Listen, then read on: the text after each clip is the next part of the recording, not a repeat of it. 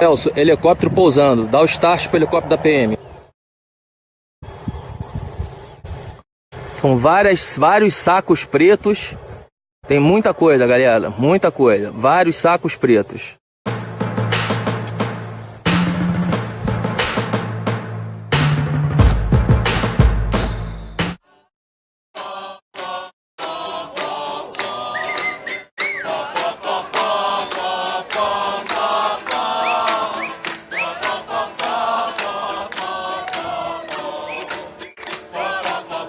A Polícia Federal e a Polícia Militar do Espírito Santo divulgaram que no dia 24, divulgaram no dia 25, uma segunda-feira, que na véspera tinham feito uma apreensão de 445 quilos de pasta base de cocaína que tinham sido transportados por um helicóptero.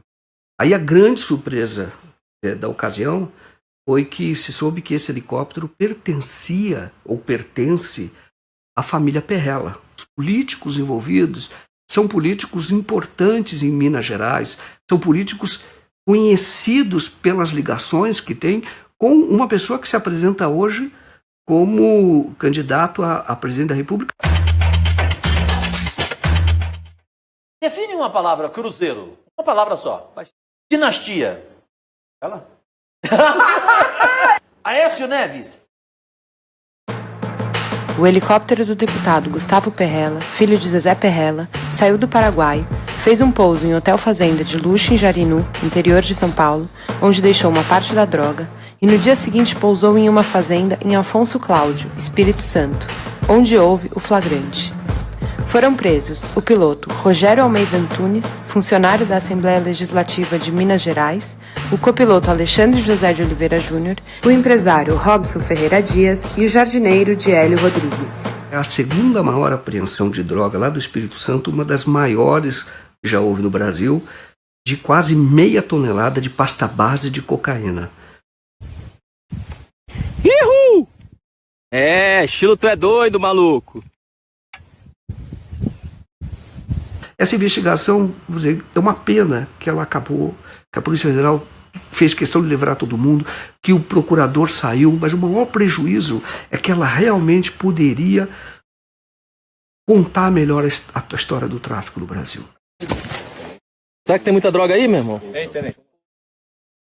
Vamos lá, a gente vai lá, você vai fazer uma MOP.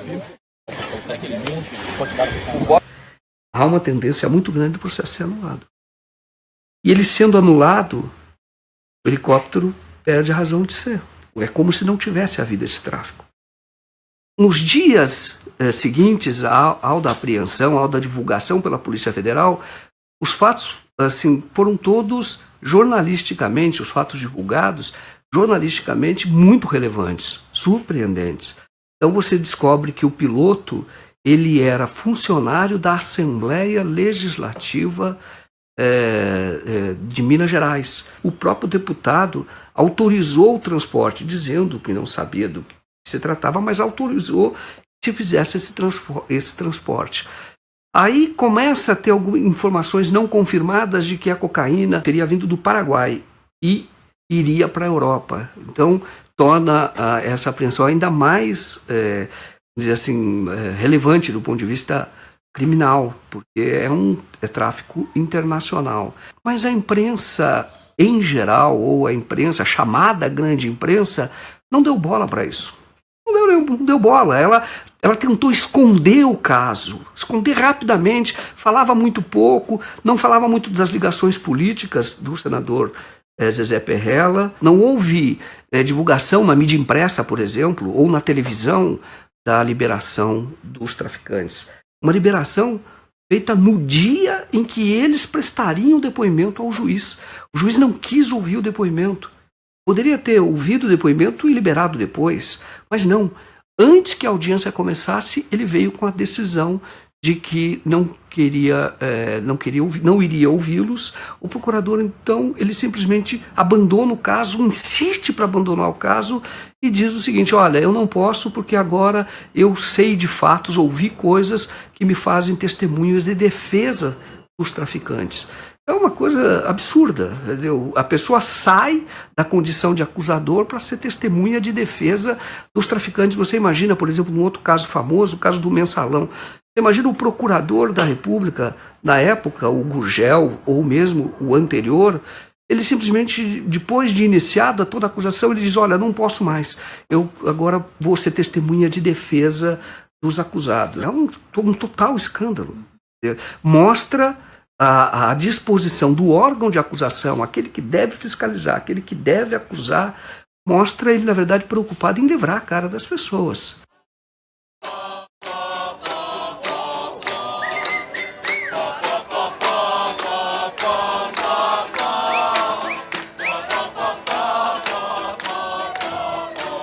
Várias investigações em curso, com provas, sobre a relação dessa família Perrella, tanto o Gustavo como o Zezé, com várias ações ilícitas. E isso já é, sim, material suficiente para abrir uma investigação, uma CPI, aqui nessa casa, para poder investigar isso. A questão da carne adulterada com água congelada, ela não é mais falada em canto nenhum. A questão dos 2,5 milhões de uma verba estadual dedicada à família, à empresa deles, não é mais falado. Nós temos o medo que essa questão de 450 quilos de cocaína dentro de um helicóptero de um deputado estadual, numa fazenda, num senador, isso cai no esquecimento muito rápido. Eu diria, o que se diz no Estado, ele é financiador das campanhas.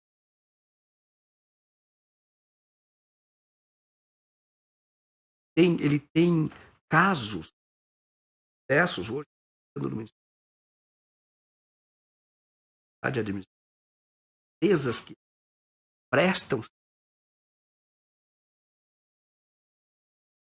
Suspeita de irregularidades no enriquecimento do suplente de senador em Minas e presidente do Cruzeiro, Zezé Perrella. O Ministério Público quer saber como ele conseguiu comprar uma fazenda avaliada em 60 milhões de reais. Na propriedade, o Cartola planta e estoca grãos, tem uma floresta de eucalipto, uma fábrica de ração, cria gado e suínos.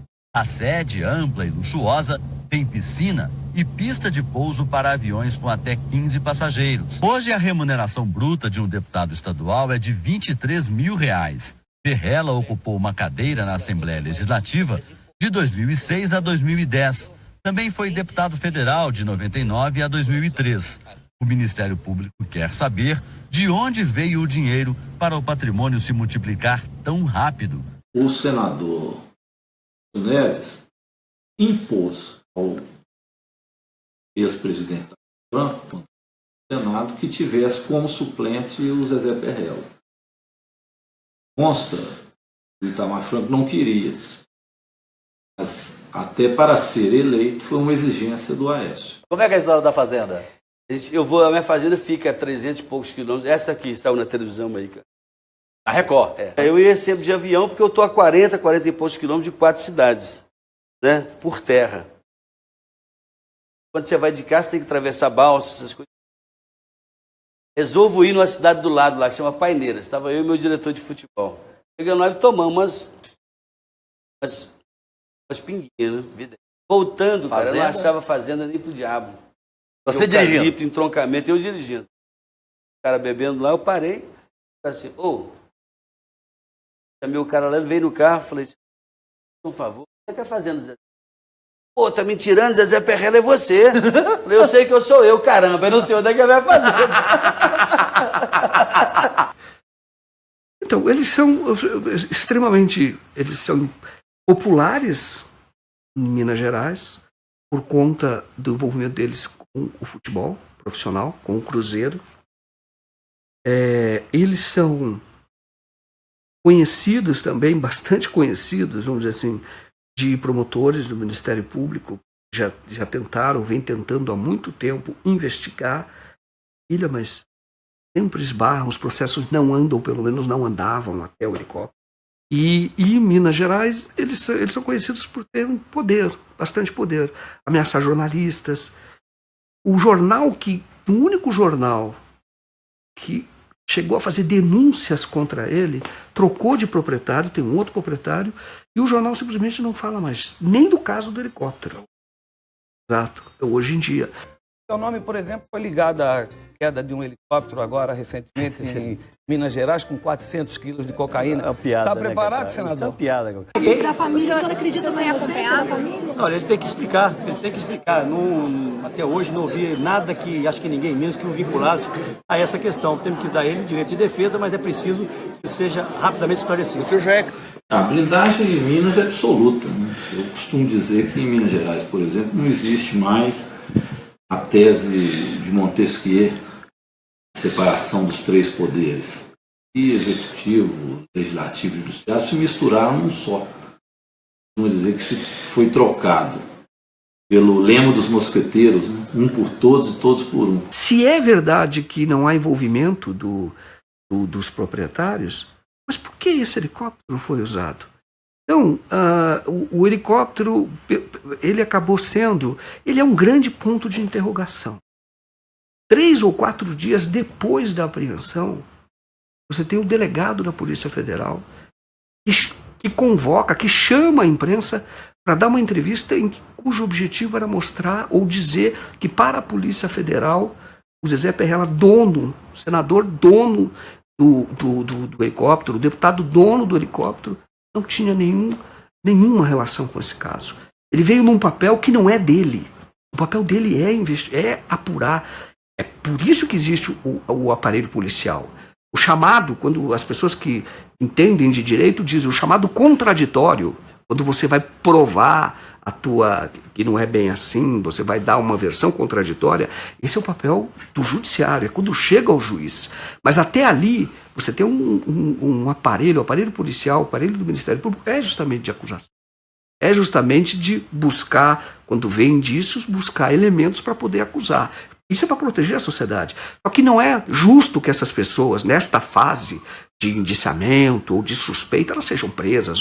Mas, enfim, elas são efetivamente suspeitas. Agora, depois você tem o judiciário, que seria imparcial, que julga ouvindo advogado de defesa e Ministério Público. Neste caso, você parece que só tem defesa. Você não tem acusação. E aí, quando se diz que a própria imprensa, que tem esse papel, nós ouvimos já que ela é o cão de guarda da sociedade, que ela tem esse papel de fiscalização, ela também não fez, ela também se omitiu. Você tem, por exemplo, uma pessoa do Rio de Janeiro, que é o Robson Ferreira Dias. A polícia disse que ele era um comerciante, assim, menosprezou, como se fosse uma pessoa que... laranjão. E não é. Esse era empresário de futebol, também empresário de futebol profissional. E tem muitos bens na cidade dele, em Atacama. Ele fez viagens para negociar a compra da cocaína na Colômbia. Ele fazia os contatos na Europa. O Alexandre tem uma escola de pilotos em Campo de Marte. Aí quando você conhece o Alexandre, então você vê que o Alexandre era um empresário em ascensão, crescendo muito rápido. Em 3 anos ele não tinha nenhum helicóptero, 5, muitos alunos, ele muito ambicioso, muito articulado, muito preparado, muito inteligente, sem nenhuma passagem pela polícia. Era maçom, participava de associações de pilotos, ele era um cara respeitado. Como empresário, em ascensão. 26 anos, um empresário. Deu entrevista em rede nacional. Alexandre, você é traficante? Não sou traficante. Com toda sombra de dúvida, não sou traficante. Mas você foi buscar cocaína e levou para o Espírito Santo? Negativo, Sr. Joaquim. Fui contratado para fazer um voo do Paraná para o Espírito Santo de produto eletrônico e veterinário. Em momento algum nós tínhamos conhecimento que estávamos transportando cocaína. Nem eu e nem o outro piloto, o Rogério. O senhor acha que foi usado? Com certeza foi usado. Com que objetivo? Olha, eu não sei te dizer, mas eu acredito que qualquer piloto que soubesse que estivesse transportando cocaína não pousaria em nenhum aeroporto controlado. Entendeu? A gente pousou em Avaré, pousamos em Divinópolis. entendeu? Com conhecimento da carga, se tivéssemos o conhecimento, a gente não pousaria em nenhum aeroporto. Agora, Alexandre, de qualquer forma, pelas fotos que a gente vê, eram tabletes ali de cocaína. Pelo menos vê no porta-malas do carro, vê no banco de trás. Isso eles abriram as malas para jogar no carro. Mas quando saiu da aeronave, tanto no vídeo da Polícia Federal, estava tudo em sacos pretos, né? Estava em malas pretas e caixas, né? Então eu acredito que eles rasgaram para jogar no carro, né? Para caber, até porque o volume era... E quando você viu? Aí a gente se desesperou, tanto eu como o Rogério, né? Os dois correram para abastecer. Só que aí então a aeronave já tinha sido desligada, né? Se a gente tivesse conhecimento, a gente não ia desligar. A aeronave não precisa ser desligada para abastecer. A gente poderia abastecer. Se a gente tivesse conhecimento do que era, a gente ia abastecer a aeronave acionado. A gente cortou a aeronave, desceu, foi buscar o combustível. Ninguém estava... no momento algum a gente tinha ciência do que se tratava. Só quando eles começaram a abrir. Aí bateu o desespero. Só que quando a gente viu o que era, já começou a chegar a polícia, né? Agora, Alexandre, tem uma mensagem que é trocada por o piloto, pelo Rogério, com o primo dele, em que ele diz que estava transportando coca. E tira até uma foto. E transmite uma foto. Eu não tive acesso a isso, eu não vi. O que eu posso garantir é que a mercadoria veio toda em malas e caixas fechadas. A gente não tocou em nada, a gente não carregou a aeronave em momento algum. E qual era a linha de defesa do senhor? A nossa linha era justamente isso aí. Que ele não tivesse conhecimento que era droga. Seria isso aí tentar saber que ele é primário, a pessoa que nunca se envolveu com crime. É um empresário. Para nós foi surpresa também. O que o senhor acha que vai dar esse processo? A justiça tem que decidir. Os processos, sob a minha ótica, está nulo. A prova ilícita não tem valor algum. Por que São Paulo, que tem a maior frota de helicópteros, e esse piloto que nos deu entrevista, foi ele que articulou o transporte. Então foi ele que trouxe um helicóptero de Minas Gerais para fazer esse transporte. Teoricamente foi ele que trouxe. Mas eu me pergunto, mas por que ele precisava trazer de Minas, se aqui em São Paulo tem tanto helicóptero? Ele próprio tinha 5 helicópteros. E ele é o menor nessa cadeia. Você percebe? Ele recebe ordens. Quando você vê a investigação, eles falam todos em códigos, com apelidos. Ele é subalterno. A descoberta foi da polícia, esteve lá, só que ela não valorizou isso dentro do processo. Porque a droga, pela legislação, o próprio território do hotel ter guardado a droga está sujeito até a confisco, assim como o helicóptero. E então são pessoas que são empresários sem nenhuma passagem, riquíssimos, donos do hotel. Num Jeep verde, eram 3 homens que vieram até o helicóptero, pegou o Jeep e levou para dentro do hotel. Estavam todos em malas pretas, sacolas pretas. Foram todas para o hotel. No dia seguinte ele volta lá, pega de novo, só que havia menos sacolas, 3 sacolas a menos. Que horas vocês pararam em Jarinu? Isso, quando veio e descarregou. Do Campo de Marte para Jarinu dá 15 minutos. A gente chegou lá 12h15 mais ou menos. Isso quando estava indo, pegando a mercadoria. Exatamente. Mas e quando descarregou a mercadoria, era que horas? Era por volta de umas 4h30, 5 da tarde. De sábado? De sábado. E você sabe quem são as pessoas que pegaram essa droga? Não sei quem são as pessoas. A única coisa que foi passada é que ia ter um Jeep e iam ter 3 pessoas para receber. Um Jeep verde e 3 pessoas. Segundo ele, era funcionário dele da 25. Então a gente pousou na Hotel Fazenda, em momento algum a gente pousou no local escondido, pousamos no local. Eu e o Rogério, outro piloto, a gente não tinha conhecimento do que estava transportando. A gente sabia apenas que era produto eletrônico e veterinário. Em momento algum a gente desconfiou que era droga. Você acha que os donos dos hotéis sabiam que estava sendo descarregada essa mercadoria lá? Eu não posso afirmar para o senhor. Não posso afirmar isso. Até porque eu não conheço os donos do hotel, né? Eu fui contratado pelo rádio e foi a única pessoa que eu tive contato, né? Então quando você vê esse helicóptero, você vê a escola de helicóptero, o cara crescendo muito, o empresário. Você vê outro empresário de futebol do Rio de Janeiro. Aí você vê esse hotel, é grandioso esse hotel. Tem shows do Bruno e Marrone, aquelas coisas bem grandes, sabe? Vai muita gente lá. Entendeu? Aí quando você vê isso, você fala, cara, olha que oportunidade que a gente tem de contar bem a verdadeira história do tráfico. Entendeu? Esse hotel é algo que a gente deve aprofundar. Nós, como jornalistas, devemos aprofundar. Não dá. Eu fui até um ponto, vou dizer que ainda não fui além, porque nós iríamos muito à frente da polícia.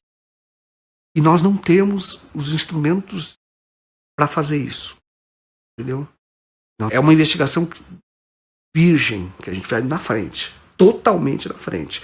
Essas pessoas sequer foram acusadas. Sequer foram mencionadas.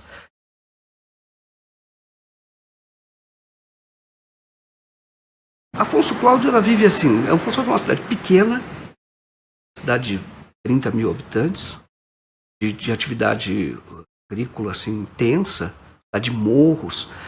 E de repente um helicóptero aparece lá, de um senador de um outro estado, que para eles, Espírito Santo é um estado muito pequenininho, eles veem Minas Gerais como uma potência, entendeu? Uma grande potência. Então vem de lá com quase meia tonelada de cocaína, de pasta base de cocaína. O próprio juiz, eu conversei longamente, ele recebeu a visita da DEA, agentes americanos, justamente para dizer, primeiro, o Brasil é a porta de entrada de droga para a Europa.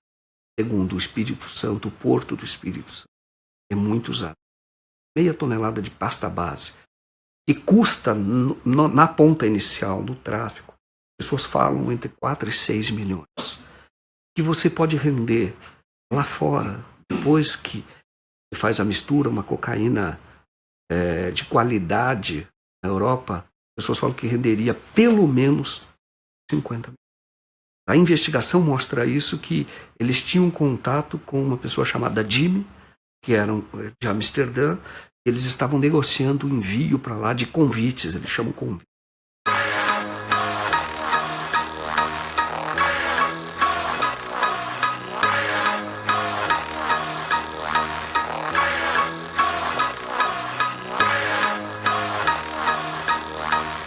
A investigação parou. Os caras foram soltos. Foram soltos sem pagar fiança, sem exigir, por exemplo, tornozeleira, que poderiam ficar em tornozeleira, sem nenhuma obrigação de comparecer mais à justiça. O helicóptero pode ser devolvido para a família Perrella. A droga vai ser queimada, mas ninguém tem certeza que se o que vai ser queimado será a mesma droga. Aí diz, olha, como é que fica a sociedade? Por que estamos fazendo tudo isso? Agora, impressionante é que se hoje você for em qualquer presídio, feminino sobretudo, a maior parte das pessoas que estão nesses presídios, presos como ratos, assim, de superlotação, a maior parte é por trás. A maior parte. Mas olha que contradição. São as pessoas pegas com meio quilo, às vezes até para consumo próprio, essa é a discussão. Essas estão presas. Mas presas por 10 anos, por 12 anos. Entendeu? Arrebentou totalmente. É isso que o Brasil está aprendendo. Então, como é que o senhor, como político, recebeu aquela apreensão de drogas no Espírito Santo? Como é que Minas tem tratado isso? O que nos choca mesmo são as diferenças de tratamento. Nem o piloto, após um flagrante de 445 quilos de pasta base de cocaína, nem o piloto está preso, foi pego em flagrante. Mas nós temos um jornalista que, por editar matérias que não são do interesse do senador Neves, está preso há mais de 4 meses, doente, teve infarto, está na enfermaria do hospital, não foi condenado a absolutamente nada, está preso. Nós temos ainda em Minas Gerais já condenado por 102 anos de cadeia assassinos e o mandante do assassinato da chacina de Unai, que assassinaram na época 7 sem-terras. Eles já foram condenados a mais de 100 anos de cadeia e estão soltos por habeas corpus, lhes dá o direito de responder. Aliás, já foram condenados, estão em liberdade para fazer o recurso deles em liberdade. Já condenados. Esses conseguiram habeas corpus. E o jornalista não consegue um habeas corpus. Então nós temos aqui preso político, nitidamente preso político. E está tudo dominado. Tudo é feito em torno do senador Aécio Neves. Virou uma espécie de imperador. Zezé, a maior torcida de Minas é a do Atlético. Não tem nem comparação, né, Calil? do Cruzeiro é muito maior. E a camisa mais linda do Brasil também é do Atlético. É isso, rapaz. Azul é azul. Desculpe, mas quer ver eu acabar fácil com essa discussão? Para vocês, quem vai ser o melhor governador para Minas? Anastasia, porque a Anastasia está com a Aécio desde o primeiro dia. E ajudou Minas a crescer, né? Esse caso do Helicoca foi, na verdade, um grande aviso. Olha, o crime compensa. O grande crime compensa no Brasil.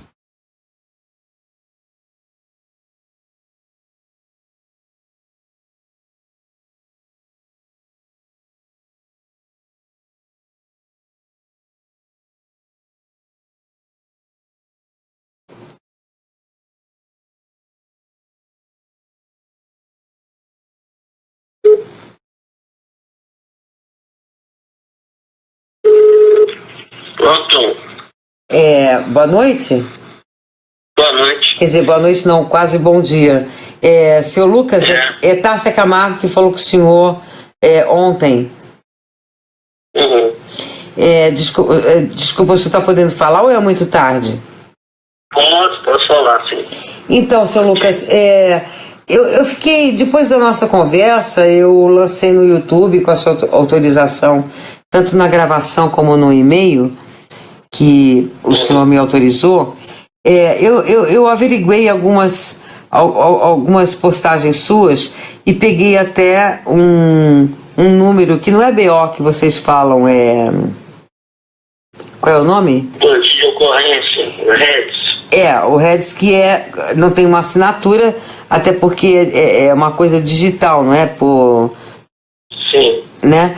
E aí eu fiquei pensando, será que o senhor Lucas não falou tudo o que tinha que falar, ou tem alguma coisa a falar? Se o senhor quiser falar comigo, é claro, já é tarde da noite, mas eu queria saber, o senhor tem alguma